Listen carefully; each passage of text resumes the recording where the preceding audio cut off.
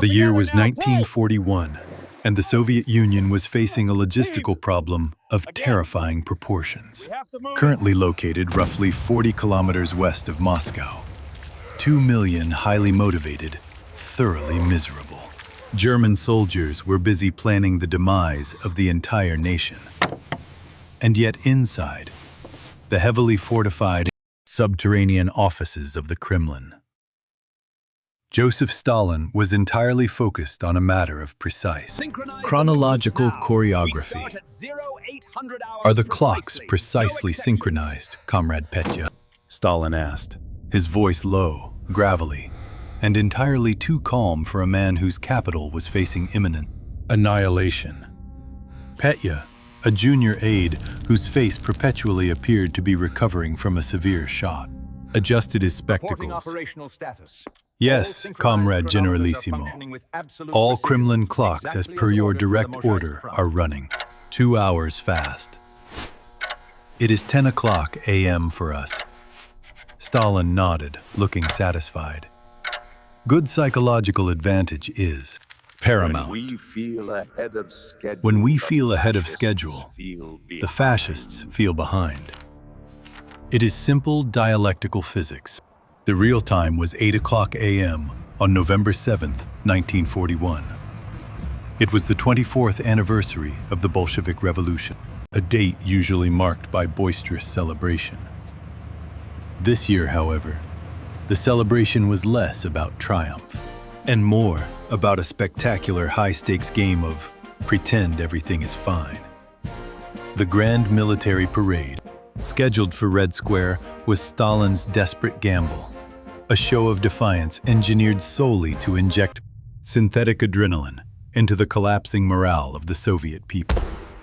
Stalin turned to a large map, detailing the German advance, Operation Typhoon. It showed the German army group centers, two massive pincers, one north, one south, poised to clamp down on Moscow. He tapped the map dismissively with his pipe.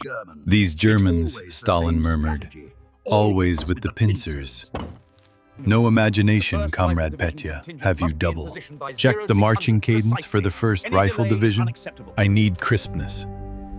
If the Germans are to believe we are invincible, their final impression must be of perfect synchronization, not wobbly knees.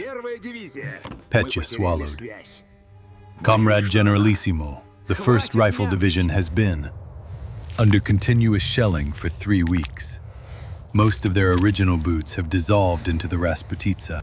They are currently being issued new ceremonial boots, which they will exchange for mud-caked marching boots just before they leave the square and return to the front line. Details, Petya. Details. Stalin waved a hand. The look of the march is what matters. Defiance is not merely an attitude. It is a perfectly aligned row of men. And speaking of aesthetics, is the snow machine ready? Petya blinked, sir. The snow machine. It is November 7th. It should be snowing. We need to project an aura of inevitable Russian winter. If the sky fails us, we provide our own theatrical effects.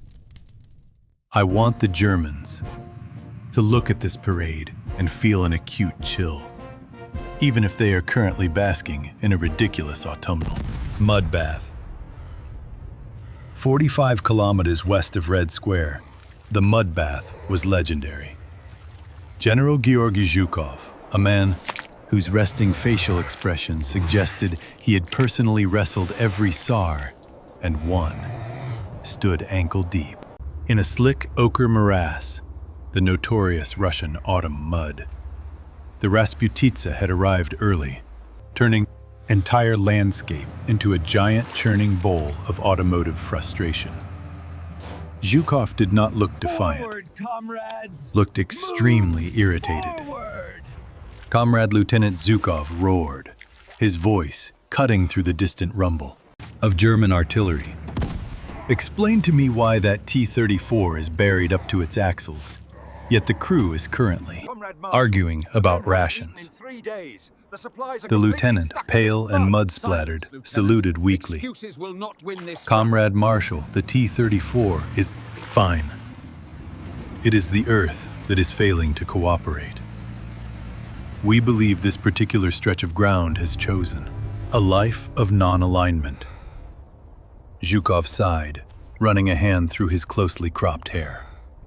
His actual enemy was not the Germans nor the mud. It was the sheer, brutal logistics of defending a 150-kilometer front with forces that had been decimated by Hitler's successful initial blitzkrieg. The Mozhaisk line stretching from Kalinin to Kaluga was supposed to be the definitive fortified barrier. Instead, it was a long, patchy stretch of half-dug trenches and fortifications constructed by newly conscripted citizens, mostly women. Elders and teenagers who, while patriotic, often confused a sandbag with a pillow. Where is the shovel? Distribution for the 15th Army.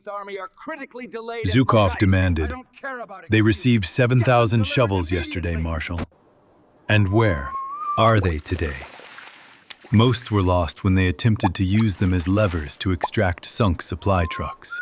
Sir, the mud is quite demanding. Zhukov turned his attention to a fresh shipment of conscripts arriving from the city. They were the essential fillers for his crumbling line. Raw reserves scraped from every factory floor and university campus that had not yet been evacuated to Kubyshev. These men, Zhukov, muttered darkly to his chief of staff, Colonel Popov, are expected to stare down the barrels of the finest mechanized infantry in Europe. Men who have practiced blitzkrieg for 2 years straight. We are relying on the sheer tenacity of Russians who did not pack warm socks. It is a morale gamble, Marshal Popov said, trying to sound optimistic. Morale will not stop a panzer. 3, Popov. Zhukov snapped. Only a T-34 or failing, that a strategically placed Siberian who is too cold to notice he has been shot. The mud has slowed them here. The good news was that Hitler's decision to divert his forces earlier, the Ukrainian detour, had granted the Soviets crucial breathing room.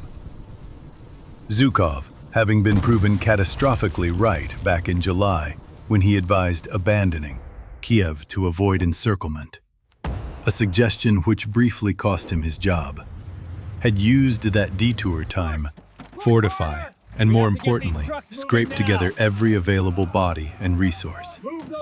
But the real wild card was still pending. The elite Siberian divisions. Meanwhile, in Red Square, the atmosphere was a heady mix of fear defiance and high theatrical performance. Stalin stood atop the Lenin mausoleum, flanked by nervous Politburo members who kept glancing west, as if expecting the entire Wehrmacht to crash through the GUM department store at any moment. The parade was magnificent. Hundreds of soldiers marching with unbelievable precision looked utterly immaculate, if slightly wide-eyed.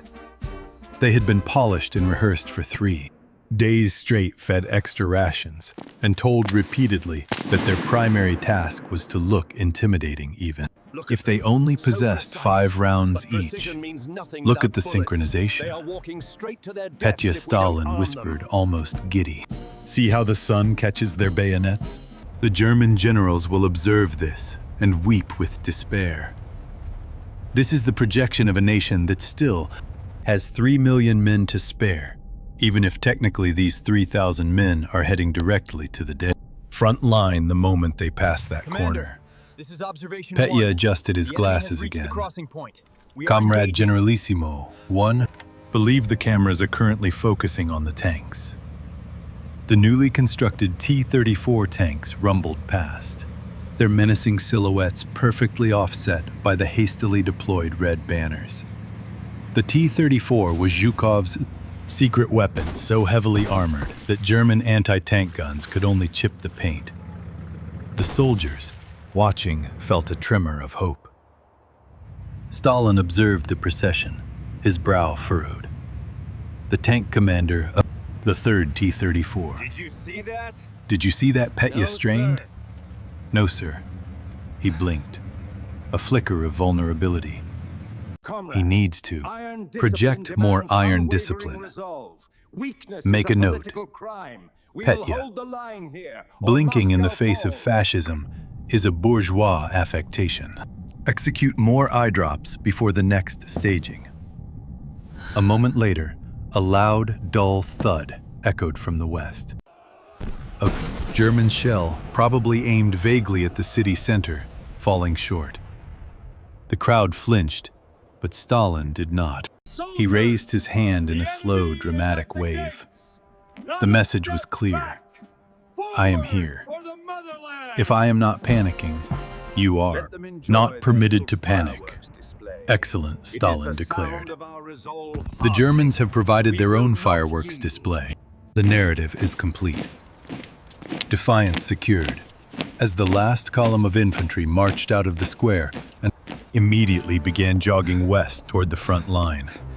The entire majestic facade of Red Square began to dissipate. Back on the Mozhaisk line, the facade had never existed. Zhukov was attempting to fix the impossible, turning a logistical disaster zone into an actual military defense. The weather was transitioning. The ridiculous, miserable, sloppy, mud-season Rasputitsa was reaching its crescendo, meaning every movement was a Herculean effort. Vehicles were abandoned every few kilometers. Supply lines had ceased to flow. They merely oozed martial. The Siberian reserves have arrived, Colonel Popov announced, relief warring with concern on his face. Finally, have they brought the winter clothing, the felt boots, the oil for the rifles Zhukov demanded? He knew the Siberians were tough. They were forged in temperatures that would make a German panzer engine seize up instantly. A contingent of the 78th Rifle Division, men whose heritage involved wrestling bears for sport, stumbled off their rail cars. They were massive, grim-faced, and carrying gear that looked designed for extreme tundra, survival, not Central Russian autumn mud. Their commander, a grizzled major named Anatoly, approached Zhukov. Anatoly was wearing a thick fur hat and an enormous quilted coat designed for 50 degrees Celsius. He looked intensely uncomfortable, Comrade Marshal Zhukov. Major Anatoly began saluting stiffly. The 78th Rifle is reporting for deployment. We are confused, sir. Confused about what, Major? The topography, sir. We were told we were coming to fight in the Russian winter. This appears to be swamp, Anatoly gestured toward the sucking brown landscape. My men are acclimatized to permafrost.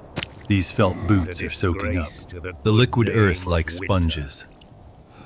This is a disgrace to the good name of winter. A private standing nearby let out a frustrated cry as his right foot became irretrievably stuck. He pulled his leg out, leaving his boot. Behind in the muck, with a rude squelching sound, Zhukov rubbed the bridge of his nose. Major, you are witnessing the Rasputitsa. It is the Russian earth preparing itself for the proper winter. The proper winter, Marshal Anatoly insisted, does not smell of rotting vegetables and require swimming lessons to cross an open field.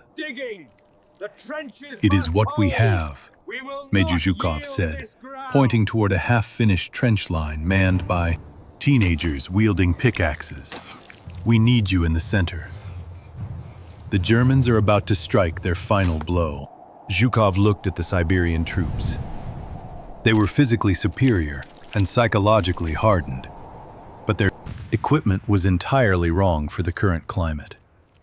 They had trained for ice and snow, and they were fighting mud and Can't hold desperation. Mozhaisk much longer. Listen, The mud won't stop their tanks Major forever. Zhukov lowered his We need voice. Reinforcements now. The parade today in Moscow was Stalin's final piece of theater. It was a lie.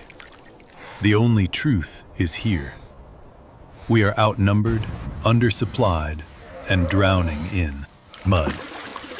But we have one crucial advantage.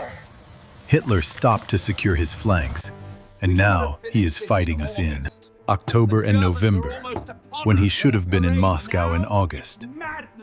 And the morale boost Marshal Major, Anatoly asked, gesturing toward the mud boot catastrophe. The morale boost, Zhukov said, his lips curling. Into a cynical smile is the promise that if you survive this sludge in 2 weeks, the weather will attempt to freeze you to death. And for that, your gear is perfect. Now move. As the Siberians slowly, miserably began to march toward the line, Zhukov noticed something else. The distant sound of German heavy armor, previously a churning, grinding noise indicating movement, had stopped. There was a sudden, strange silence in the air, punctuated only by the squelching boots of the Siberians. Zhukov looked up. The low, miserable clouds seemed to be thickening, turning a sickly white. He felt a sudden drop in temperature. Popov, Zhukov snapped. Did you feel that the cold marshal? Yes, it appears to be dropping rapidly. Zhukov's eyes narrowed. The mud previously a viscous soup was beginning to show a thin, glassy sheen on the surface where the wind hit it. Hitler had paused Operation Typhoon on October 31st, waiting for the ground to freeze. He knew the mud was his enemy. Now, on the evening of November 7th, just after Stalin's spectacular show of bravado, the unpredictable Russian climate was finally making a decision. Zhukov watched as a private attempting to lift a shovel accidentally broke the thin sheet of ice that had formed overnight in a nearby puddle. The crunching sound was small but distinct. The window is closing. Popov, Zhukov whispered. Stalin got his parade. Hitler got his. Solid ground. And in 2 weeks, they will be here again, this time on ice. He pulled his collar tighter, ignoring the intense, chilling dampness that seeped into his bones. The mud was done playing its hand. Real battle was about to begin. The desperate gamble was transitioning into the desperate war. A war that would pit the freezing, unprepared German forces against Zhukov's newly arrived, utterly confused, but fiercely determined Siberian reserves. The winter had arrived, and it was going to be the coldest winter of the 20th century.